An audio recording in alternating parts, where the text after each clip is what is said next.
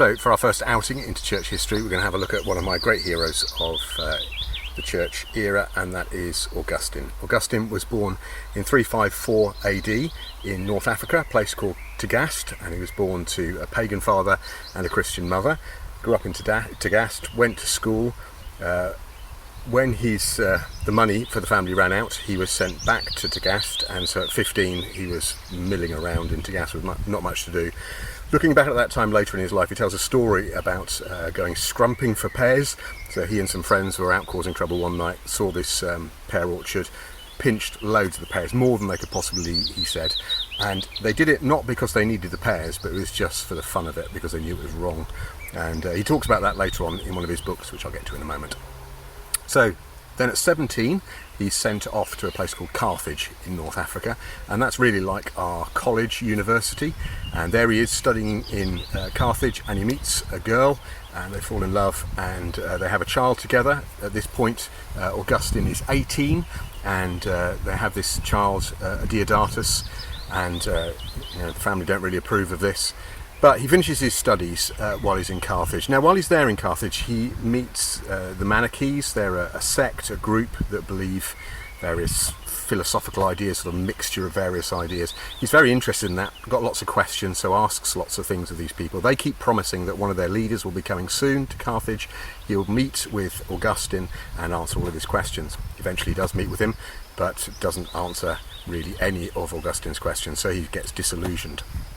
He returns from Carthage back home at 21, and there he starts to teach grammar and rhetoric, so that's the study of writing and speaking to persuade people. And he teaches that in Tagaste, his hometown. But during the time there, one of his dear friends dies, and Augustine decides he can't cope with that, so he has to leave. So he goes back to Carthage again, and he sets up a school for rhetoric there in Carthage. Problem is that the students are really ill-disciplined, very badly behaved.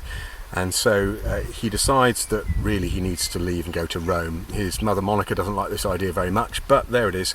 He leaves, he goes to Rome, and Monica goes with him, as well as his girlfriend and their son.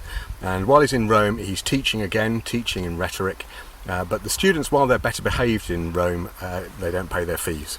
So when he eventually gets a call after a fairly short time up to Milan in the north of Italy, he decides to take that call. It's quite a prestigious thing to go and teach in Milan in rhetoric.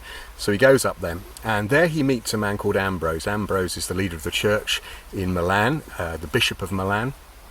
And he, thankfully, is able to answer lots of Augustine's questions, helps him to understand how the Bible fits together, gives him some ways of understanding the Bible that really help Augustine in the Christian faith. He's not a Christian at this point, so he sat one day in a garden, I think it is, and he hears these children playing, and they're crying out to each other, chanting to each other, take up and read, take up and read. And he takes this as a word from God, so he picks up his Bible, and he opens it to the first place that falls open, and here it is, Romans 13:13.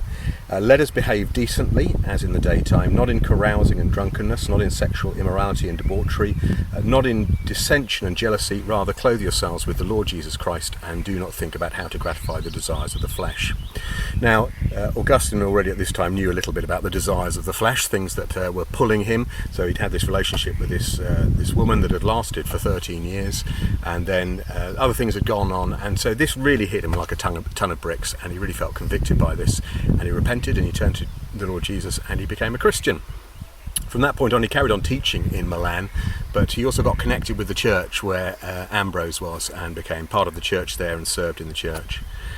Eventually he decided from Milan he was going to go back home to Tagaste, so he travels home. Sadly, on the journey his mother dies, which is a great heartbreak to Augustine. He gets home and sets up something like a monastery with some friends and with his son, and they have a number of years there in Tagaste where they're studying the Bible and they're talking and they're growing in their understanding, and good years, he says.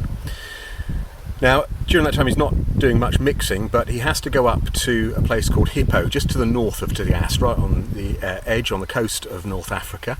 And while he's there, the Bishop of Hippo decides that it's time for him to step down. Augustine's there in the congregation as the bishop announced this, and the crowd know him because of his teaching, and so they all start chanting for Augustine to become the next church leader. So he does. He's sort of forced into it, and for a number of years, I think it's 8 years, he's there in Hippo, and he's serving as a sort of apprentice learner to this bishop in Hippo. And then 8 years later, he is ordained as the Bishop of Hippo. And for 35 years from then on, he serves the people in Hippo, teaching them the Bible, looking after the people, and most importantly, defending the church against some of the heresies, some of the false teaching of the day, standing against those who are trying to tear the church apart with their false ideas. So that's really his life. Two things, he wrote many books, but there are two books that really stand out for Augustine. The first is his Confessions, and it's sort of like an autobiography. So that story about the pear orchard comes from the Confessions. It's definitely worth a read. It's quite a short book, but very interesting, with some interesting appendices as well. And then the other book he wrote, which is called The City of God, is a look really at the fall of the Roman Empire. It's around that time he's writing, and lots of things that are going on that are really disturbing to people, and he's showing how that there are really only two kingdoms, two cities, human cities, human empires, and then God's empire. And he looks at those two, contrasts them throughout history and through the Bible, and draws the conclusion that it's God's kingdom we need to be part of. So there's Augustine, hopefully in less than 10 minutes.